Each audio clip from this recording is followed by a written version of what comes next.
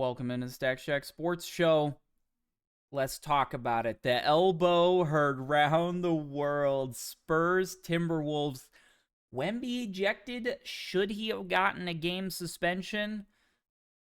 Let's go over it today. So let's start with just a game recap for those of you that maybe missed it somehow, or maybe you only saw the elbow, you didn't see how the game ended. T-Wolves get the win, tie it up 2-2, going back to San Antonio now. And yeah, you get the win by 5.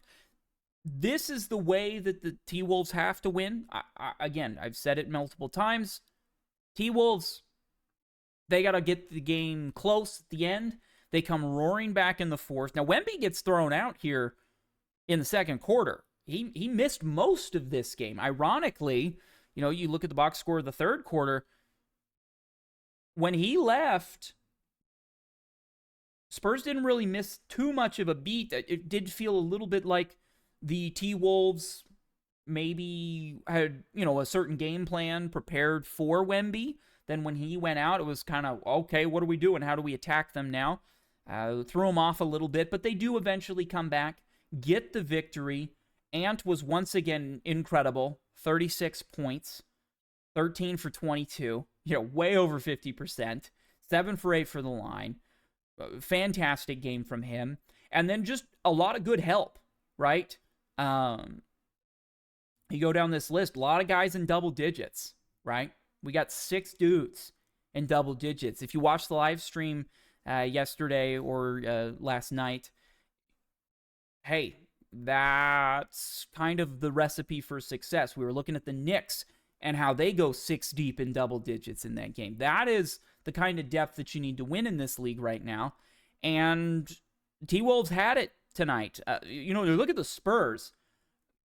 They lose this game, but who's been just incredible is Dylan Harper. 27 minutes, 27 points, or 24 points, 8 of 11 for shooting, 7 for 7 from the line. I know it's a minus 14 plus minus, but, whatever. They obviously trust this kid. A young player, right? Brand new here. And he has been incredible in this series. Spurs fans, you've got some serious depth. Wemby only plays 12 minutes, and that's unfortunate.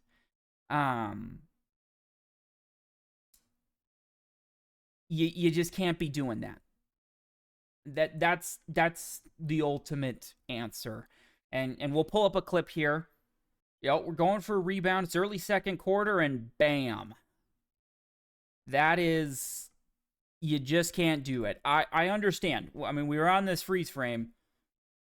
People are grabbing you. People are trying to hold you down. You cannot look like that and essentially throat elbow MMA style another player. That just, you can't do it. As far as the discussion has been online, I've seen some weird takes. So Wemby gets ejected, flagrant 2. I don't feel like anybody particularly disagrees with that. There's some people that were like, play on, whatever. But for the most part, everybody's like, yeah, he deserves to be ejected. The problem I see is that he was not suspended. And I want to preface that with, I totally understand why he was not suspended. I, in fact, kind of assumed he was not going to be suspended. It's his first offense. He's kind of the biggest star in the league. This is a tight series. This is, honestly, I think the best series. Cavs Pistons is fun, but this series has got a lot going for it. You don't want to suspend the best player in the league. Kind of a new face of the league, it feels like they're grooming him to be. He's definitely the player that, is kind of must-see TV. He's doing things we've never seen before, right? So I did expect him to not get a suspension. I was hoping that he would. And the reason is the NBA right now has a little bit of an officiating crisis. Whether they want to accept it or not, the last few games, all we keep talking about has been the officiating. Now, I think this last game with the Lakers Thunder that happened right here with them getting swept, I thought that was a little bit better officiated. It doesn't seem like people are talking about the whistle quite as much. But in general, we talked about is OKC getting preferential treatment on offense and then getting away with a lot on defense. We had similar discussions about Spurs T-Wolves, but just the fact of, are people being too aggressive? Like, are we letting too much go? I get play hard in playoff basketball, but there's got to be an upper limit to what we're allowing. I mean, it cannot be full contact rugby out there, right? With that said, this series, it felt like last game kind of got out of hand at the end of the game. A little extra contact allowed, and that was probably a bit too much, we said on the live stream. That was probably a little too much contact. Even for me, who I like physical basketball. I do actually like the idea of let's let them play. But at some point, you got to draw a line. And it's a bad look when a player feels like they need to draw the line. Wemby has obviously been frustrated with the officiating, with the physicality. This is kind of his first experience with playoff basketball. This is kind of how it goes in the playoffs. They let them play. They let them bump. No hand checks anymore. Yeah, except in the playoffs. We kind of let the hand checks go in the playoffs. Grabbing. I mean, we can go look at all the stars. They're not getting the same calls they got. Even Shea is not shooting as many free throws in the playoffs as he averages in the regular season. That's because what refs are not calling it. Now, I think they probably shouldn't. I kind of like letting him play. I don't like rewarding flopping. But if you're Wemby, it does feel like he let it get to him. And maybe part of that is just the inexperience. The Spurs are a very young team. He should have been suspended a game because you don't want to set this precedent of unequal treatment. It doesn't work. It doesn't feel good. We can go through, I mean, everybody's throwing up the video of Ron Artest elbowing Harden, right? When he was on OKC. Artest got suspended for 7 games. Now, this is Ron Artest. We know that. This is meta world peace at this point. It's all about the world peace at this point. I should be clear. He's also the person, that went into the stadium, kind of assaulted a fan, right? This is the player you're dealing with. So obviously, just like in any sort of criminal proceeding, it's your first offense. Maybe let him off lighter. Second, third, fourth, the Draymonds, the meta world pieces.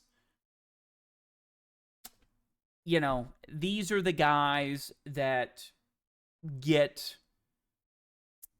a little harsher treatment because of their past behavior. They're repeat offenders, right? But the thing that I feel like has been missed is Wemby maybe a first-time offender, but there should still be a minimum sentencing, right? Like, this is what we have. You commit a significant enough crime, there is a minimum. Even if it is your first time, even if you got a lot of character witnesses that say you're a great guy and you're, doing better or whatever, there is a minimum sentence.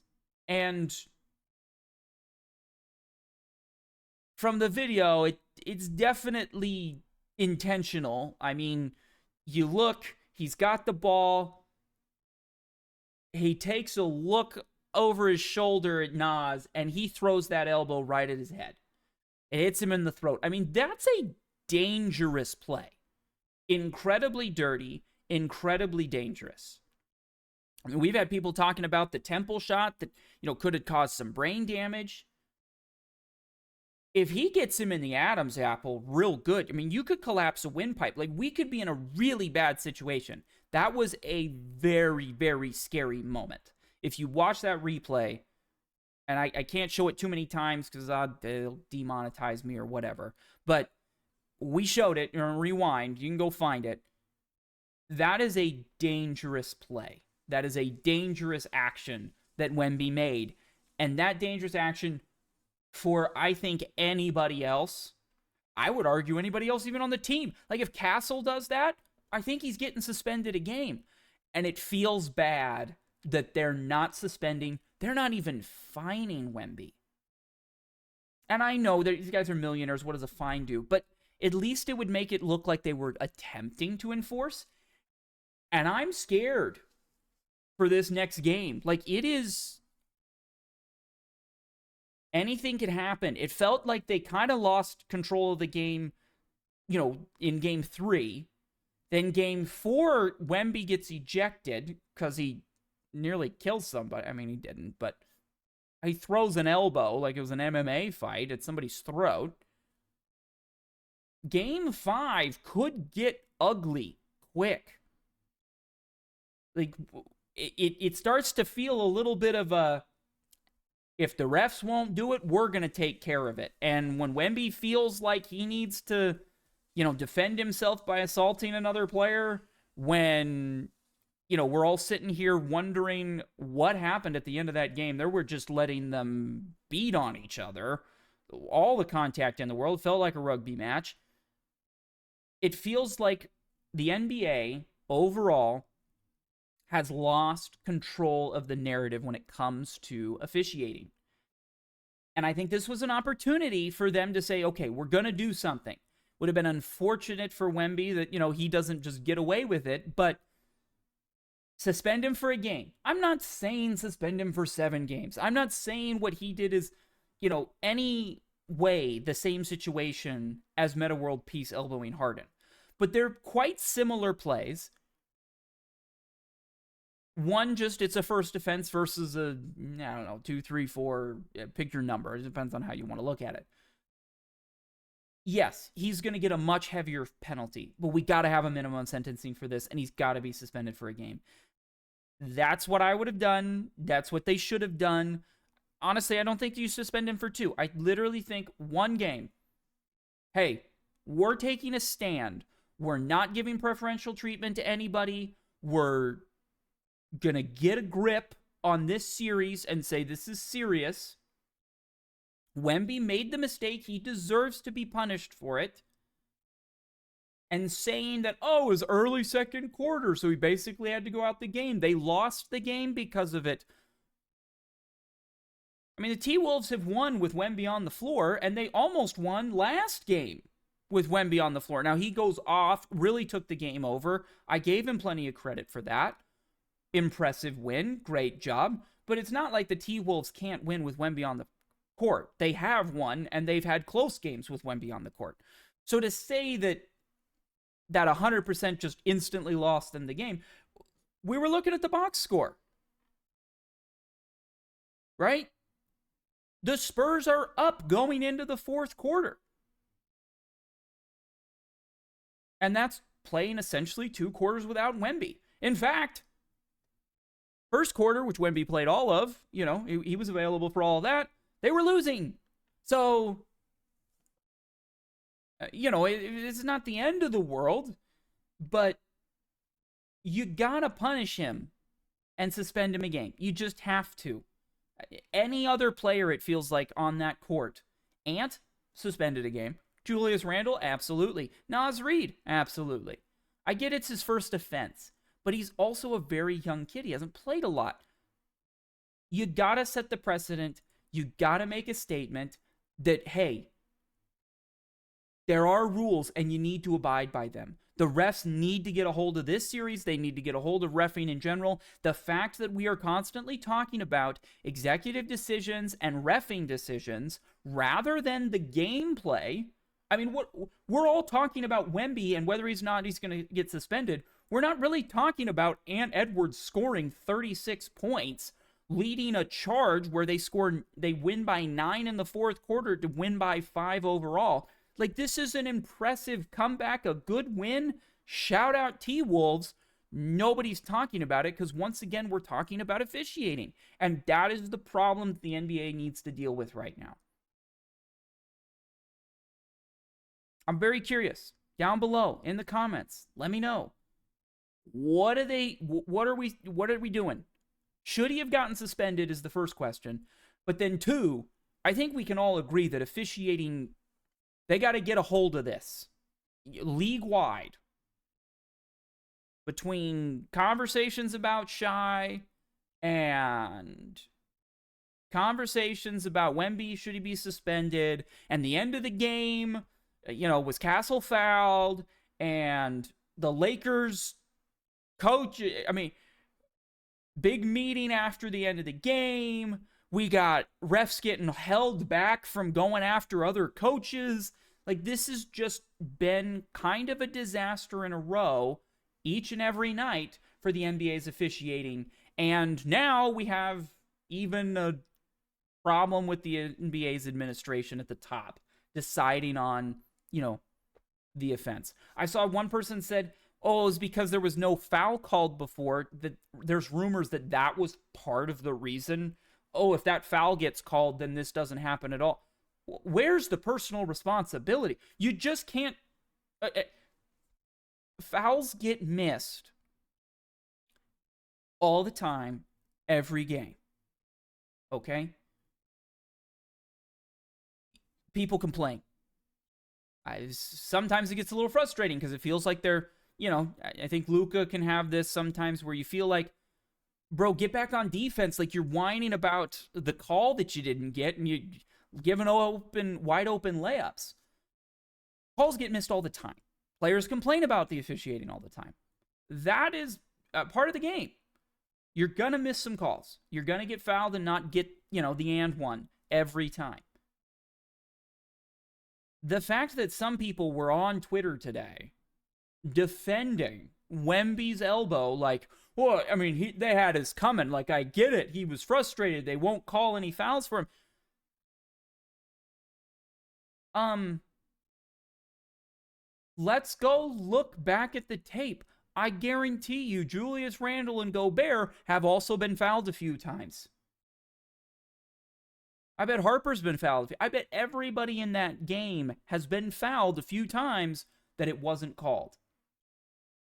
So to pretend like in any way missed calls justify, I can't say throat punching, throat elbowing somebody is absolutely ridiculous. Absolutely ridiculous. And it in no way justifies it. So that's where I'm at on that game. That's where I'm at on that series. It is a great series. It's been my most fun to watch series so far.